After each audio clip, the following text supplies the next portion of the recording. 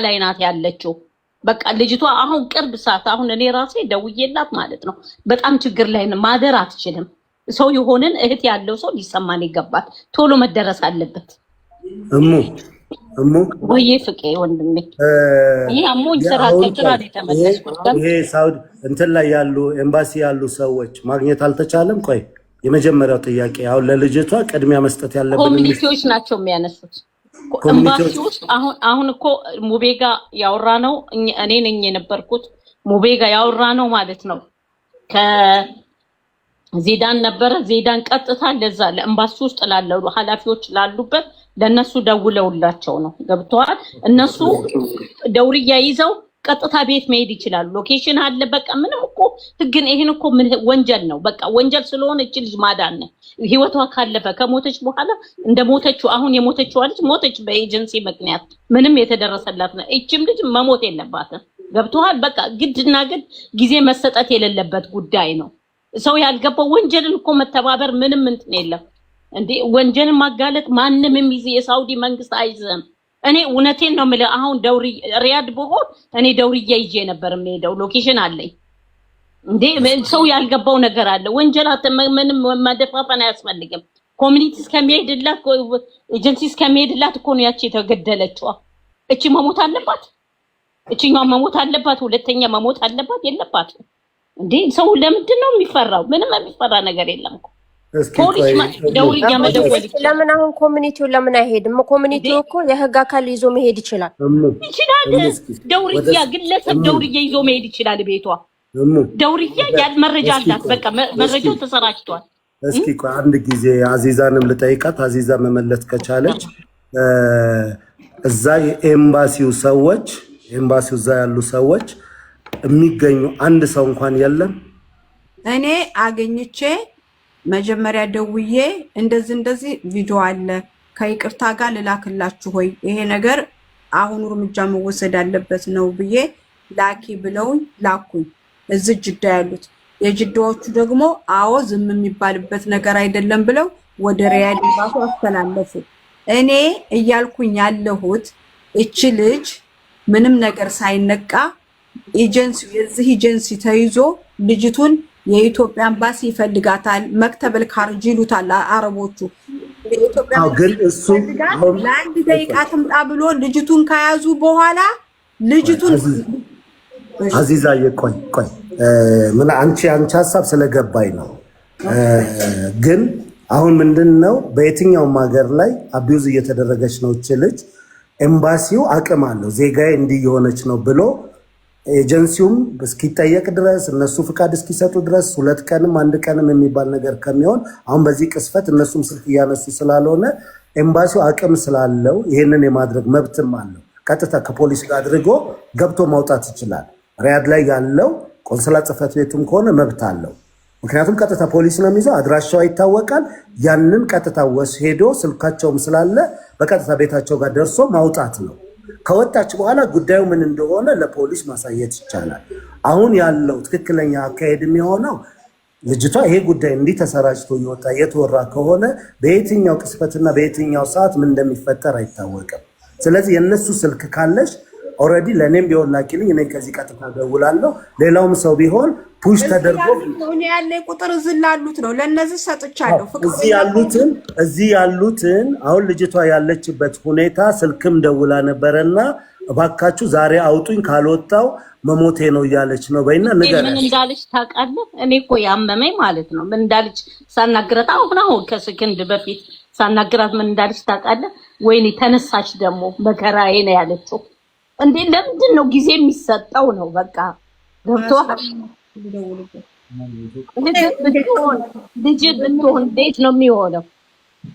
እንደዚህ ሰማን ይገባል እኮ ኤጀንሲ ምንም ነገር የሚያስፈራ ነገር የለም። እኔ ባልሰማው ይሻለኝ ነበር።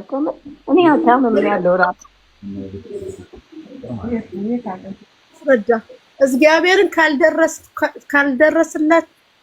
ካልደረስላችኋት ለሷ በእውነት እንትን እኔ በዛን ሰዓት እኔ ዛሬ 14 ዓመት ሳውዲ ከዚህ የበለጠ ፈተና ማንም የደረሰልኝ የለም። እመቤቴን አሁን ኢሮፕ ነው የምኖረው። ፍቄ እግዚአብሔር ምስክሬ ነው፣ ድረሱላት። እኔ በዛ ሰዓት ለፖሊስ ብደውል ኤጀንሲ የደረሰልኝ የለም። 9 ወር ያለ ደሞዝ ሰርቼ እግዚአብሔርን ነው ምልክ ኮምፒውተር ይሰጡኝ ስለነበር ላፕቶፕ ተጻጽፌ እኔ አብሃ ነበርኩ፣ እነሱ ጅዳ።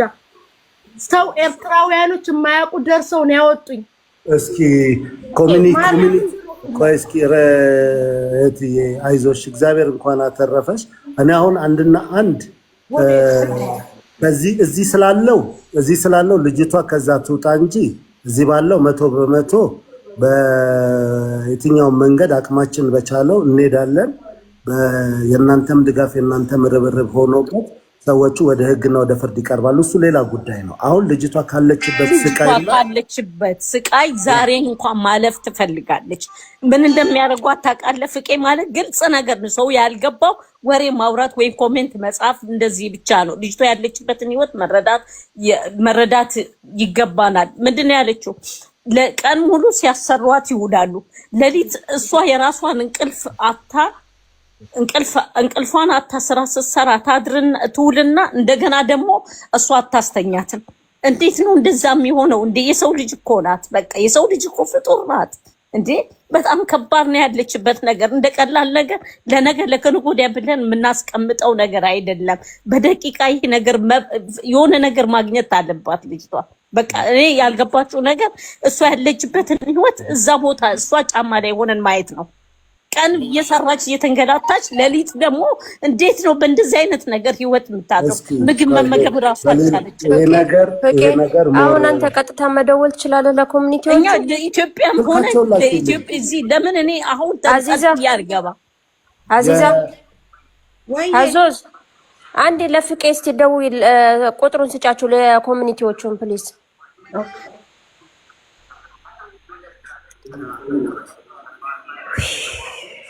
ሙቤ ቤት አግኝተናቸዋል። ግማሾቹ የሚሰጡሽ መልስ ብቻ ነው እኔ ያናደደኝ ከምር። እዚህ እኮ ነው ታዲያ እኔም ለዚህ እኮ ነው የሚሰጡት። ለዚህ ከሆነ እኛ አንድ ጊዜ ሌላ ቤት ላይ ተማም የሚባል የኮሚኒቲ ነው ወይም ደግሞ እዛ ያለ ስልክ እያነሳ እየዘጋ ነው እየተባለ ነው። ተባባሪ ነው ወይ? እሱም ማወቅ ስለሚያስፈልጋል። ምክንያቱም አሁን ግዴታ አስገዳጅ የሆኑ ነገሮች ናቸው መሆን ካለባቸው የሚሆኑት። እኛ ደማም ድረስ እኮ ደማም ደወልኩኝ። ደማም ይመለከታቸዋል እንዴ?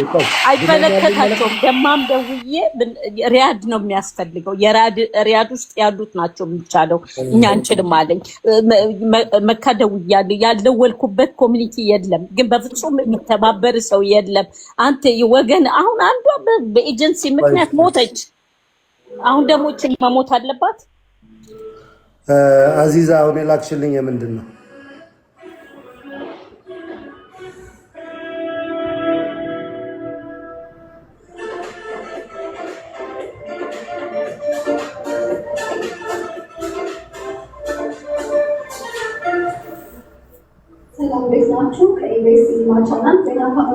እስኪ ለተስፍሽም ሼር አድርጉለት እስኪ ምናልባት ሌላ ወይ ሊኖር ስለሚችል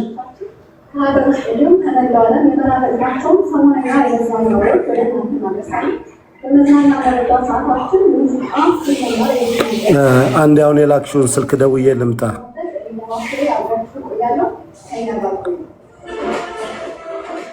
አዚዛ የላክሽልኝን መረጃውን ንገሪኝ፣ ልደውል ስለሆነ።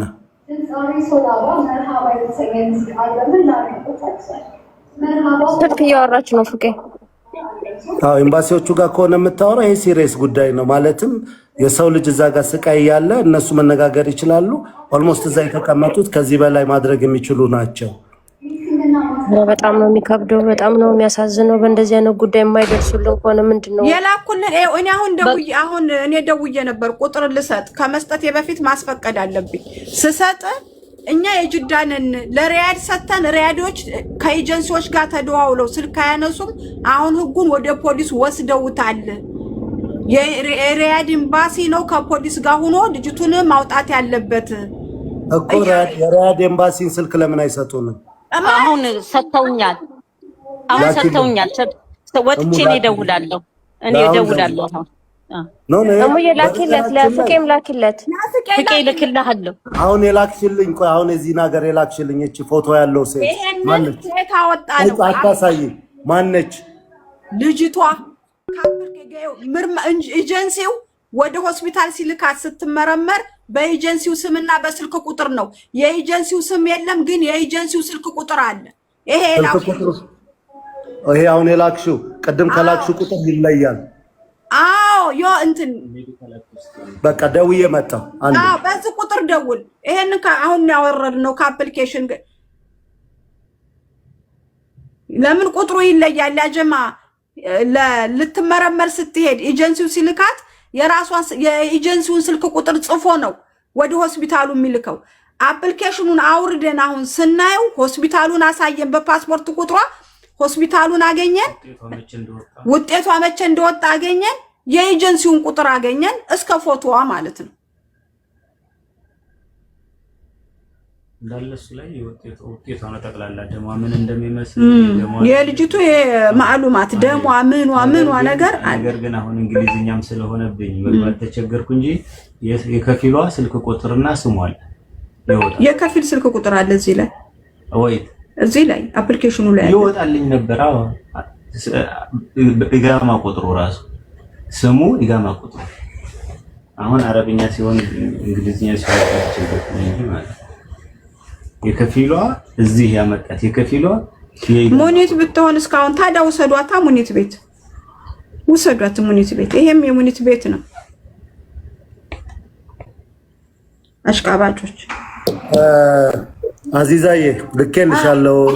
እየጠራ ነው አያነሱም። ኦልሬዲ እየሰሙ ነው። በነገራችን ላይ እየሰሙ ስለሆነ እዚሁ ላይቭ ላይ በየቦታው የሚወራ ከሆነ ይሰማሉ። እኔ አሁን የዚህኛውን ታዩ የዚህኛው በምንም የትኛው ማድራሻቸው የተያዘ ቦታ ላይ ህግም በውጭ ጉዳይ ሚኒስትርም በምንም የሚኬድበት ስለሆነ ይሄ ችግር ነው። አሁን ከምንም በላይ እዛ ያለው ሪያድ ያለው ኮሚኒቲውም ይሁን ኤምባሲውም ጋር ያሉ ሰዎች ይሁን አንድ ሰው መድበው ከፖሊስ ጋር በቀጥታ ይሄን ቪዲዮ ማሳየት ይችላሉ።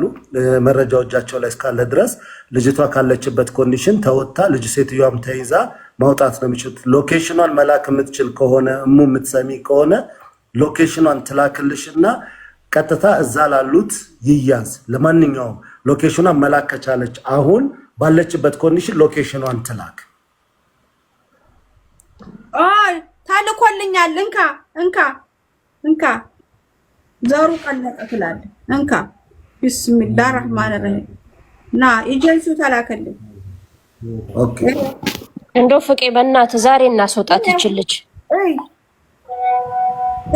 ይሄው ኤጀንሲው እንዳታነብ ዝም ብለህ አይ አታንብቡት፣ እዚህ ጋር አታንብቡት። አይ በቃ ቁጥራቸው ሰባት ይቀያይራሉ እኮ ቁጥር። ቆይ ልላክለት። ሰባት እሙን ሳቡ በናት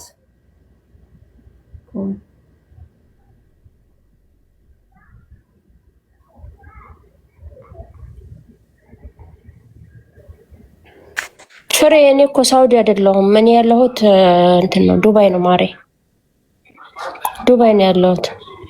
አዚዛ ሙኒትን ሳቤት ማሬ የት አለች? እኔ ወዳ አላየኋትም። አለች ሙኒት የለሽም? አዎ ነይማ። አንድ ሰው ልቀቁ ቦታ። አንድ ሰው ውረዱ። እሙ ሀኒፋ ውረጅ።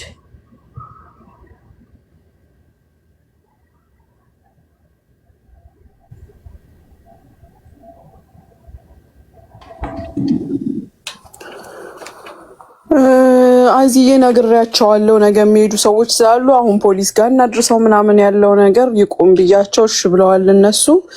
አሁን ግን ሌላ ታሪክ ደግሞ ሰምቼ ነው የመጣሁት። እዛ እንደዚሁ ኤጀንሲ አንድ ኤጀንሲ ኢትዮጵያዊዋን አዚዬ መጀመሪያ የሙቤ ቁጥር ካለሽ ሼር አድርጊልኝ። አጣሁት እዚህ ላይ የሞተችውን ልጅ ነው።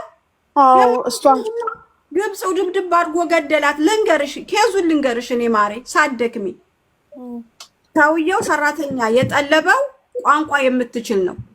ከዛ ልጅቱ ትመጣለች። ፎርሟ ምንድነው የምትለው? እንደሃ ከብራ ተማም ቋንቋ ትችል። ከዛ ለእናትና ለአባቱ ነው ቤት ሲወስዳት ልጅቱ ቋንቋ አታውቅም። ሌላ ሰራተኛ ያመጡና 1 ወር ልጅቱን ይሞክሯታል።